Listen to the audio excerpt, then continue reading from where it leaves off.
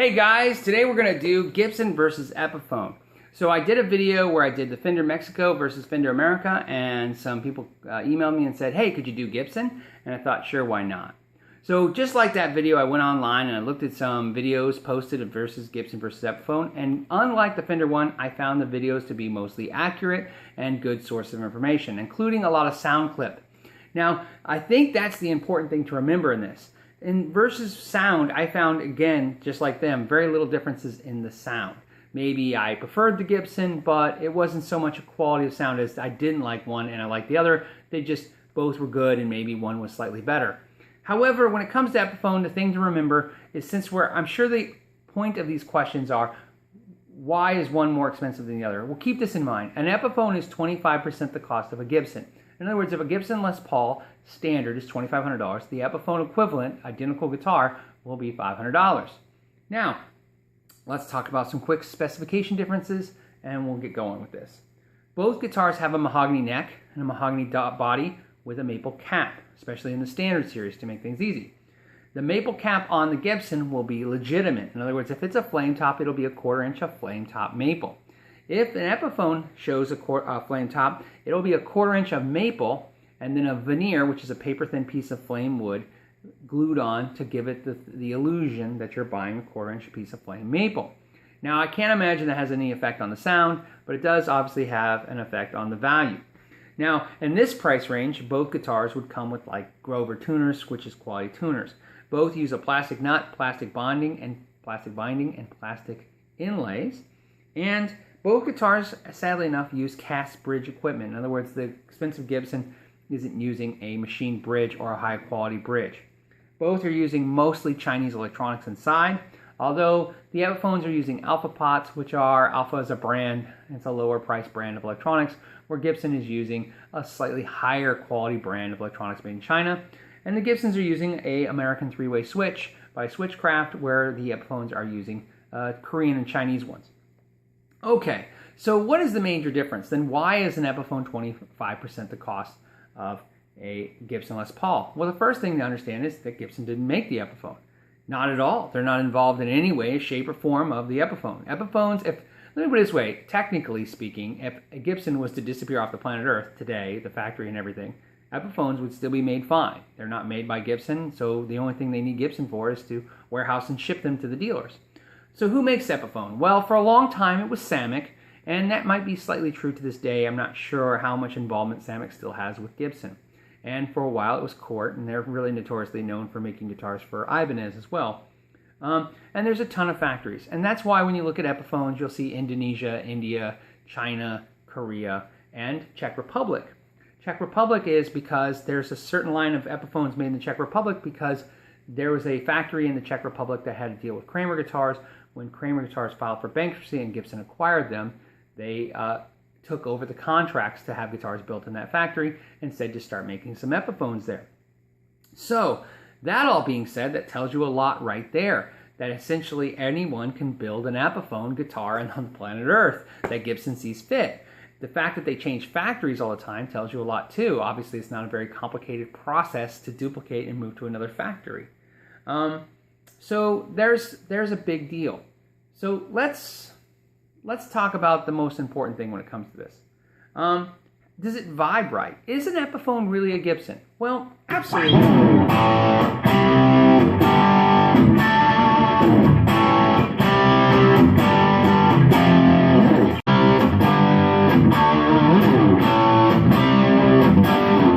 So they both have that Les Paul sound. They sound girthy and huge with a lot of punch.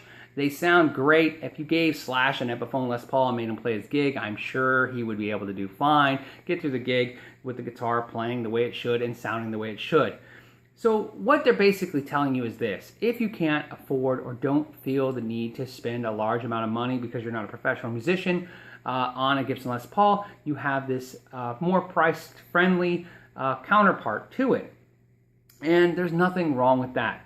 The only thing with Gibson is they've decided, unlike the Fender situation, that they don't want to attach their brand to it. But I can understand why. It's hard-pressed to find a brand that has more clout than Gibson guitars.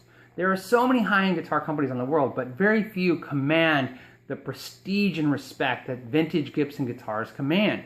Gibson's almost understands the fact that every time they make one of these, they're making a guitar that potentially could be worth more than it was new, used. So that's an important thing to throw out there, right? Unlike the Fender debate, in other words, Fender Mexico versus Fender America, where the subtlety or the differences are subtle, no one is disillusioned. If you buy an Epiphone Les Paul for $500, there's no way it's worth $10,000 in 20 years. There's just no way. So that may not matter to you. It doesn't matter to me. I don't care what the guitars are worth in 20 years. I bought a Gibson because, I don't know, I just liked it.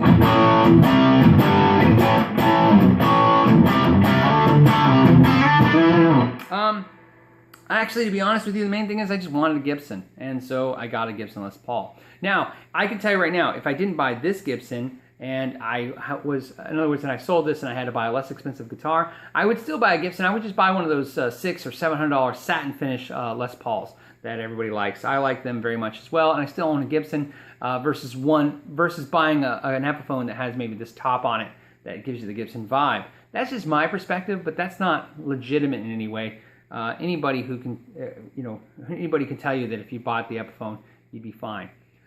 My last thing I just want to leave you with, if you're out there really seriously having an issue with this subject, just think about this. The fact that there's a debate at all tells you everything. Quality should never have to be debated. Things that are quality compared to things that are not quality should be obvious, right? It's obvious to me when I buy a 99-cent cheeseburger that it is not a steak dinner at a high-end restaurant, right? It's obvious to me whenever I see something inexpensive and basically not very good compared to something very quality. It's apparent, and I don't have to explain it to myself. The fact that these guitars are so close in quality tells you how amazing the Epiphones are. If I was going to say there's a winner of the two, it's definitely the Epiphone. The fact that somebody can make a guitar that feels like and is almost as good as a guitar that's essentially almost 5 times more expensive is very impressive. The last thing I want to leave you with is the Gibson debate. So if you're not familiar with this, there is guitars made in China they're Gibsons, but they're made like Epiphones, but they put the Gibson logo on them. They call them Gibsons. Ha ha ha ha. China, Gibson, Gibson. And there's much debate about whether you should buy one of those. You will find this to be a 50-50 debate on the internet. Some people will say, hey, why just not buy this guitar that looks like a Gibson and upgrade the hardware? You have a Gibson. Some will say they're junk. To me, it's irrelevant if they're good or bad. Here's why. The problem with an import guitar like that is it's illegal. So you buy it online and you get it, and technically if you skirt a law or two and you have it in your possession, that's fine. But if you get sick of it, to sell it, again, is a felony. Now, will you get it prosecuted? Will there be problems? Probably not. I can't tell you, I'm not an attorney, but I will tell you this. Don't be disillusioned with your friend that tells you, hey, well, technically they can't do anything because, no. This is no different than you going online, downloading a band's album on a CD, and then selling it to somebody. And even if you disclose, oh, I only downloaded it onto a CD, and that's why I'm selling it to you for so cheap because it's not the actual, the actual printed disc from the manufacturer. That's still illegal. It's copyright and trademark infringement.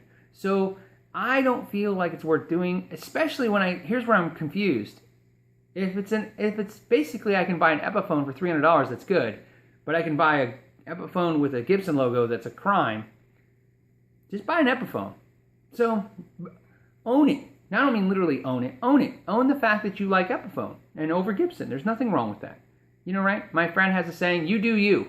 Right? You be proud of who you are. So if you value Epiphone as a brand, wear the shirt and enjoy it. I do. So, all right, guys. Thanks for your time. Know your gear.